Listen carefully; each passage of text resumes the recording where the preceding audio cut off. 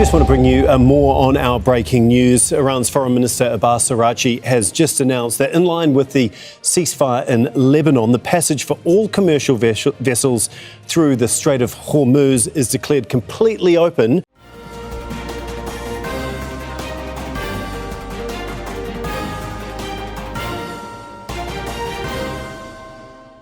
ሰላም ጤና ይስጥልን ወደ ሸገር ታይምስ ቤተሰቦች እንደምን አላችሁ? የሰዓቱ ዜናችን ነው ተጀመረ። አበይት ጉዳዮችን አስቀድመን እናስተዋውቃችሁ። በመግቢያችን ላይ እንደሰማችሁት ሆርሙዝ ሰርጥ ሙሉ በሙሉ ክፍት ሆኗል። ይህ ዜና በመላው አረብ ሀገር እንደዚሁም በሆርሙዝ ሰርጥ መዘጋት ምክንያት ከፍተኛ የነዳጅ ቀውስ በገጠማቸው ሀገራት ዘንድ ከፍተኛ ደስታን ያበሰረ ሆኗል። ዝርዝሩ የዜናችን ትኩረት ይሆናል። ጠቅላይ ሚኒስትር አብይ አህመድ እጅግ በጉጉት ስለሚጠበቀው አዲስ አበባ እንደዚሁም ኢትዮጵያ የምታስተናግደውን ግዙፍ ዓለም አቀፍ ሁነት በተመለከተ አዲስ ኮሚቴ አቋቁመዋል። እንመለስበታለን። የቀድሞው የሶማሊያ ክልል ርዕሰ መስተዳድር አቶ አብዲሌ ወይንም አብዲ መሐመድ ኦማር ላይ የወጣው ሚስጥራዊ ቪዲዮ ብዙዎችን እያነጋገረ ነው። የክልሉ መንግስት አመራሮችም ተከታታይ ምላሾችን እየሰጡ ይገኛሉ። በዝርዝር እንመለስበታለን። ሌሎች ወቅታዊ ጉዳዮች የዜናችን ትኩረት ናቸው። እንደተለመደው እያደመጣችሁ አብራችሁ ቆዩ። የቻናላችን የዘወትር አክብሮታዊ ግብዣ ነው። ወደ ቀዳሚ ጉዳያችን እናምራ።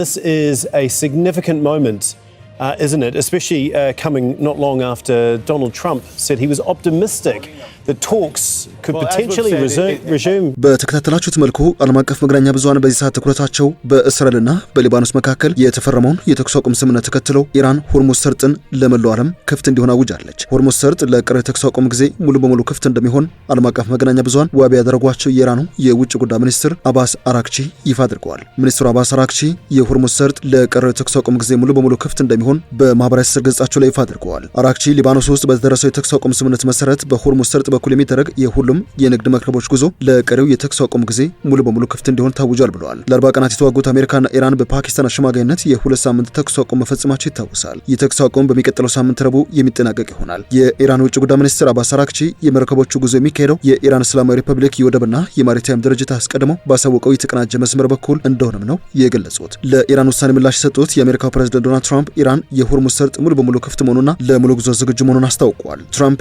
በመልእክታቸው አመሰግናለሁ የሚል ቃልም ተጠቅመዋል። የካቲት ወር ላይ በአሜሪካና እስራኤል ጥቃት የተከፈተባት ኢራን ከምድራችን የነዳጅ ሀብት ማጓጓዣ መስመሮች መካከል በርካታ መርከቦችን በማስተናገድ ቀዳሚ የሆነውን የሆርሙዝ ሰርጥ ዘግታ ቆይታለች። ለዚህ ገዳ ምላሽ የሰጠችው አሜሪካ ደግሞ በዚህ ሳምንት መጀመሪያ በወሽመጡ በኩል ወደ ኢራን ወደቦች ጉዞ እንዳይደረግ መከልከሏ የሚታወስ ነው።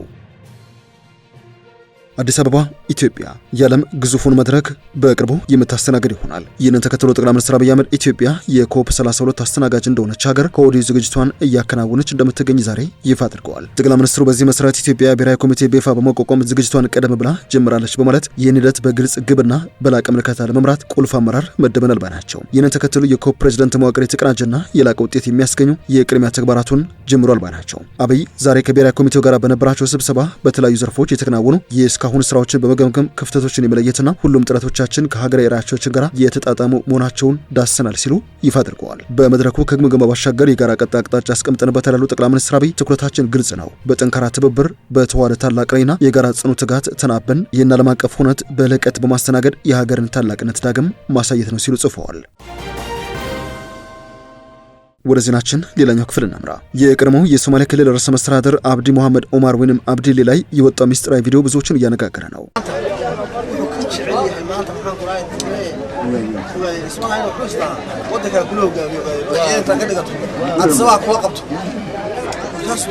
በተከታተላችሁት ቪዲዮ አብዲሌ ትግራይ ሶማሌን አስታጥቆ ሀገሪቱን ከኛ ጋር ሆኖ የመምራት ሐሳብ ነበረው፣ ትግራይ የሚፈልገው አማራ ስልጣን ላይ እንዳይወጣ ነው በማለት የሚደመጡበት የቀድሞው የሶማሊያ ክልል ፕሬዝዳንት አብዲሌ ድምጽ ነው። አብዲ ከሰሞኑ ብቅ ብለው በሰጡት ቃለ ምልልስ ላይ በርካቶች ቁጣቸውን እያሰሙባቸው ሲሆን አንድ አነጋጋሪ ቪዲዮም በማህበራዊ ሚዲያ በስፋት ተሰራጭቶ ይገኛል። በርካታ የክልሉ ነዋሪዎች፣ ተጎጂዎችና አመራሮች ጭምር የአብዲሌ የለበጣ ይቅርታ ተቀባይነት የለውም በማለት ተከታታይ ምላሽን እየሰጡ ይገኛሉ። ይህ አነጋጋሪ ቪዲዮም የዚሁ አካል ነው። የቀድሞው ሶማሊያ ክልል ርዕሰ መስተዳድር አብዲ መሐመድ ኦማር ወይንም አብዲሌ ከሰሞኑ ባደረጉት ቃለ ምልልስ ይባስ ብሎም በስልጣን ዘመናቸው በሶማሊያና በኦሮሞ ማህበረሰብ መካከል የተፈጠረው ግጭት ምክንያት በመሆናቸው ይቅርታ ቢሉም በራሳቸው ህዝብ ላይ ለፈጸሙት በደል ይቅርታ አልጠየቁም በሚል ነው ቁጣ የተነሳባቸው። ቻናላችን ለመመልከት እንደቻለው የአብዲሌ ቃለ ምልልስን ተከትሎ ከ10 ዓመታት በላይ በክልሉ የንጹሃን ደም እጁ አለበት የሚባለውና ለበርካቶች ህልፈተ ህይወት ተጠያቂ የሆነ እውነታ የሚዲያ ዘመቻም ሆነ ማስተባበያ በፍጹም ሊፍቀው የማይችል ነው ብለዋል። ለቀድሞው ርዕሰ መስተዳድር ምላሽ እየሰጡ የሚገኙ የክልሉ ነዋሪዎች ከዚህ ባለፈም የክልሉ ከፍተኛ አመራሮች፣ የሲቪክ ድርጅቶች አመራሮች ተጎጂዎችና ተጎጂዎች ሀሳባቸውን በማህበራዊ ስር ገጾችም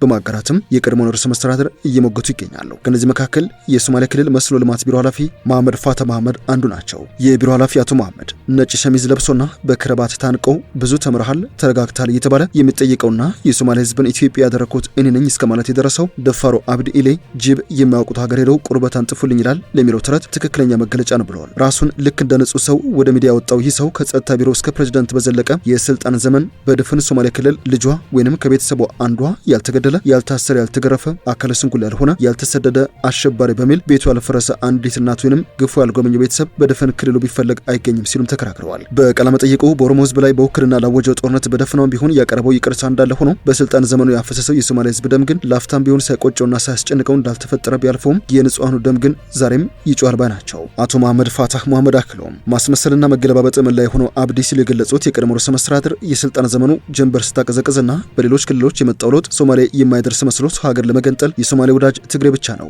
ከነርሱ ጋር ሆነን ሀገር እንመራለን፣ የአብይ መንግስት ኦነግ ነው፣ ልንዋጋው ይገባል ብሎ ሲቀሰቅስና እልቂት ሲፈጽም ነበረ ያሉ ሲሆን ይህ ሰው ዛሬ 360 ዲግሪ ታጥፈው ስለ ብልጽግናና ስለ ጠቅላይ ሚኒስትሩ መደመር መስበኩ የሚያስደንቅ ነው ብለዋል። እውነታው አብዲ የፈለገውን ቢል ኢትዮጵያነቱ እንዲጠራጠር ያደረገው በገዛ ምድሩ የቤተ መልካች እንዲሆን የተፈረደበት የግፍ ስራው ገፈት ቀማሽ የሆነው የሶማሌ ህዝብ ግን እውነቱን ጠንቅቆ ያውቀዋል። አይረሳውም ያሉት የሶማሌ ክልል መስኖ ልማት ቢሮ ኃላፊ አቶ መሐመድ ፋታ ምናልባት በአብዲ የውሸት ትርክት ሌላው ለጊዜው ሊታለል ቢችልም ከ10 ዓመት በላይ በክልሉ ንጹሃን እንደምጁ ያደፈና ገዳይ የመሆን እውነታ ግን የትኛውም የሚዲያ ዘመቻም ሆነ ማስተባበያ በፍጹም ሊፈቀው አይችልም ባይ ናቸው። የክልሉ ርዕሰ መስተዳድር ጽህፈት ቤት ምክትል ቢሮ ኃላፊ መሐመድ የሱፍ ሮብሌ በበኩላቸው ይህ ሰው ሶማሌ ክልልን ወደ ኢትዮጵያ የህግ ማዕቀፍ ስር ያካተትኩት ወይንም ኢንኮርፖሬት ያደረኩት እኔ ነኝ ሲል ከመስማት በላይ የዘመኑ ተወዳዳሪ አልባ ስላቅ የለም በማለትም አብዲ ከተራ ሰውነት ወደ ትልቁ የክልሉ ስልጣን ሲወጣ የሚያውቀው ከተማ ውስጥ የገባ ይመስል ነበር እንጂ መዋቅራዊ አደረጃጀት ስራዎችን በየትኛው የትምህርት ዝግጅት፣ በየትኛው አመራር ልምድ፣ በየትኛው ጥበብ ወይንም ዊዝደም በበላይነት መራው ሲሉም ጠይቃሉ። መሐመድ የሱፍ አክለውም አብዲ የወያኔ አለቆችን ለማስደሰት የክልሉን ህዝብ ጸረ ሰላምና አክራሪ ሙስሊም እያለ ያስጨፈጨፈ፣ ሴት ልጅ እንድትደፍር ያደረገ፣ በህብረተሰቡ የሚከበረውን ሽምግልና አቃሎ የሶማሌ ህዝብን እሴት የናደ፣ የክልሉን ገንዘብ ላለቆቹ ወያኖች እያከፋፈለ የገዛ ህዝቡን በረሃብ የፈጀ፣ ክቡር የሰውን ልጅ ከነ ህይወቱ አስቆፍሮ ከመቅበር ጡት የሚጠባ ህፃን ወደሚንቀሳቀስ መኪና ላይ እስከ መወርወር የደረሰ ነው ሲሉ ከሰውታል። አብዲ ስለ የትኛው ህዝብ ነው እየነገረን ያለው? የትኛውን የሀገሪቷን ህግ ነው በሶማሌ ክልል ያስከበረው ሲሉ በመጠየቅም ከክልሉ ለተፈናቀሉ የኦሮሞ ወገኖች ይቅርታ ባለበት አንደበቱ በመላው ሶማሌ ክልል በጄሎ ጋርደን ወህኒ ቤት ላሰቃያቸው፣ ላስገደላቸው፣ ላስደፍራቸው በሱ ቀጥታ ትእዛዝ ለተኮላሹና ህይወታቸው ለተመሰቃቀለባቸውና በቆም እየተሰቃዩ የሚገኙ ዛሬም የፍትህ ያለ እያሉ ጩኸታቸው እንደሚያሰሙ በርካታ የሶማሌ ወንድመቶች ግን የይቅርታ አንደበቱን መክፈት ተስኖታል ሲሉ ነው የተቹት። ورمي أحمر وسبق هذا كذي يعطيه أحمر مربى هدو إسلام كأيكي أحمر مربى هدون اللوقة الأجد أنا أحمر أنا يا ويني كذي أنا تهكاني كذي قارتي أنا أقول يا اسمه إيه وسوق الراعي وسوق الراعي كلام ولي قد أنا كالصومالي ورقة صوته تقرأهم موسيقى كاسة أنا حاجة أقول أول كده يا تقرأهم بالصومالي يقولوا كتابه ولا يقولوا نيجا وكده يدي الصومالي عفرت البلد ሌላኛው የቀድሞውን ፕሬዝዳንት በመረጃና ማስረጃ መወገት ይገባል ያሉት የክልሉ ኮሚኒኬሽን ቢሮ ኃላፊ መሐመድ አደን ጣሂር አንድ አነጋጋሪ ቪዲዮ ይፋ አድርገዋል። አብዴሌ ትግሬ ሶማሌን አስታጥቆ ሀገሪቱን ከኛ ጋር ሆኖ የመምራት ሀሳብ ነበረው፣ ትግሬ የሚፈልገው አማራ ስልጣን ላይ እንዲወጣ ነው ሲሉ ሲናገሩ የሚታዩበትን ቪዲዮ አያይዘው መሐመድ ባጋሩ ጽሁፍ ከኦሮምኛ የማህበራዊ ሚዲያ አንቂ ግለሰብ ጋር በተደረገው ቃለ ምልልስ የቀድሞው ሶማሌ ክልል ርዕሰ መስተዳድር አብዴሌ እኔ ማንነት ብዬ ሲጠይቅ ኢትዮጵያ ነኝ እላለሁ እንጂ የብሔርን ስም አልጠራም ማለቱ በስልጣን ላይ ያለ ካራመዳቸው አቋሞች አንጻር ሰውየው አብዷል ወይንስ የኢትዮጵያ ህዝብ ሞኝ ነው ብሎ ያምናል የሚል ጥያቄን ያስነሳል ባይ ናቸው። የኢትዮጵያ ህዝብ የህወሓትን አገዛዝ ለመጣል በተነሳበት ወቅት በምስራቁ የሀገራችን ክፍል ደም አፋሳሽ ግጭት በመፍጠር በርካታ ንጹሃን ኦሮሞዎችን ከመግደሉ በተጨማሪ በሚሊዮን የሚቆጠሩ ኦሮሞዎችን ያፈናቀሉ እንደዚሁም በግጭቱ ብዙ ሶማሌዎችን ለሞት ለመፈናቀል እንዲዳረጉ ምክንያት የሆነው ለመሆኑ ሌላ አብዲ የሚባል ሰው አለ ወይ የሚልም ጥያቄ ያስከትለዋል። ይህ ሰበቃ በለውጡ ማግስት በጅግጅጋና በትልልቅ የሶማሌ ክልል ከተሞች ቤተክርስቲያኖች እንዲቃጠሉና ቀሳውስት በሳት ጭምር ተቃጥለው እንዲገደሉ ጅግጅጋ ከተማ መሃል ዜዴም ሆቴል ጣሪያ ላይ ወጥቶ መመሪያ ሲሰጥ የነበረው የክልሉ መሪ ማን ነበር ሲሉ ማስታውሰዋል። አብዴሌ በ10 ዓመት የስልጣን ጊዜያቸው በ10 ሺዎች የሚቆጠሩ የገዛ ወገኖቹ የሆኑ ሶማሌዎችን ህፃን አሮጊት ሳይል ስለመረሸኑም የክልሉ ኮሚኒኬሽን ቢሮ ኃላፊ አልደበቁም። አቶ መሐመድ አደን የሰሞኑ የቀድሞ ርዕሰ መስተዳድር ቃለ ምልልስ የተነሱ ሌሎች ጉዳዮችም እጅግ የሚገርሙ ሰው ይታዘበኛል እንኳን የለም የሚያሰኙ ናቸው ማለትም ሁለት መከራከሪያዎችን አንስተዋል። አንደኛው የባንዲራ ጉዳይ ነው። የሶማሌ ክልል ባንዲራን ያሁኑ የክልሉ ፕሬዝዳንት ሙስጠፋ መሐመድ ናቸው ከኬንያ ይዘው የመጡት የሚሉ እንጀራን አብዴሌ በተደጋጋሚ በስም የጠቀሱት ኢትዮ ፎረም በተሰኘ የዩቲዩብ ቻናል በኩል ካስነገረ በኋላ ባንዲራው ክልሉ ሲመሰረት ጀምሮ የነበረ መሆኑና ክልሉ ለ20 ዓመት ሲጠቀምበት የነበረውን ባንዲራ የቀየረው ራሱ መሆኑን በመጨረሻ አምኗል ባይ ናቸው። አርማውን የቀየረበት ምክንያትም ባንዲራውን የሰራው የሶማሊያ ጀነራል ስለሆነ ነው በማለትም ጀነራሉ በወቅቱ የክልሉ አመራር አካል የነበሩ እንደዚሁም ደርግን ሸሽተው ሶማሊያ የሄዱ ግለሰብ የነበሩ ቢሆንም የክልሉ ተወላጅ መሆናቸውንም አስታውሰዋል አቶ መሐመድ አደን። ያም ሆኖ የክልሉ ባንዲራ ድሬዳዋ ከተማ በተደረገ ስብሰባ ሲወሰን በቦታ የነበሩት የአሁኑ ሀገራዊ ምክክር ኮሚሽነር አምባሳደር መሐመድ ድሪር በተለያየ ጊዜ ተጠይቀው የመለሱ ሲሆን የመጀመሪያ ክልሉ ምክር ቤት 5 አባላት ያለ ኮሚቴ አዋቅሮ በእነርሱ ሀሳብ አቅራቢነት የተወሰነ ስለመሆኑም ተናግረዋል። የሶማሊያ ክልል ኮሚኒኬሽን ቢሮ ኃላፊ መሐመድ አደን ጣሂር ይቀጥላሉ። አብዲ ኢሌ እኔ ወደ ስልጣን ከመምጣቴ በፊት በክልሉ ሰው የሚገበያየው በሶማሊያ ገንዘብ ነበረ።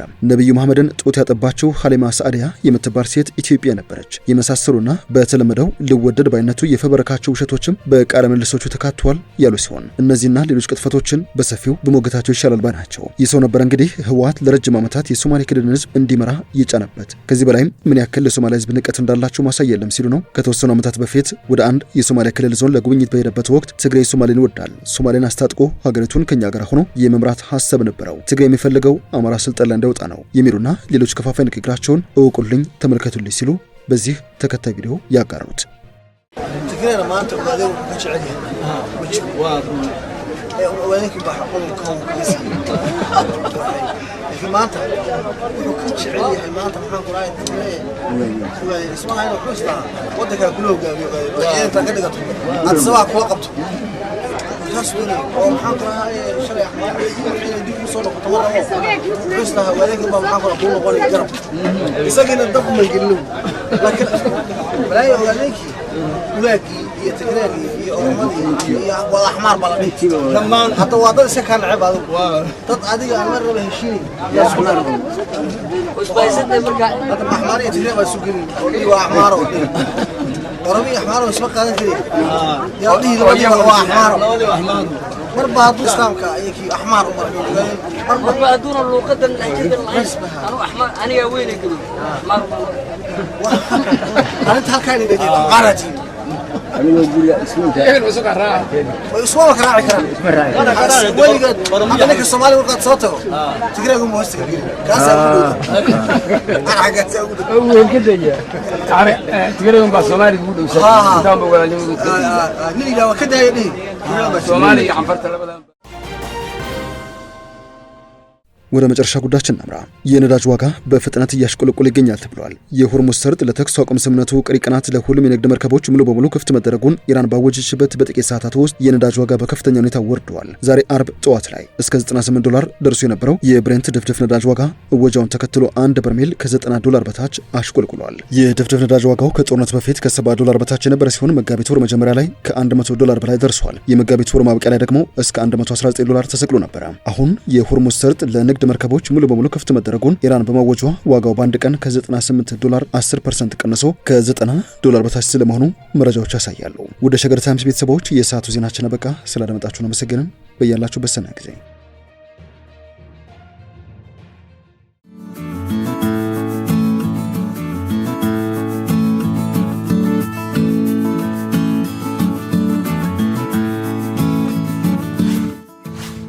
ሸገር ታይምስ ሚዲያን ሰብስክራይብ በማድረግና ደወሉን በመጫን ይከተሉን።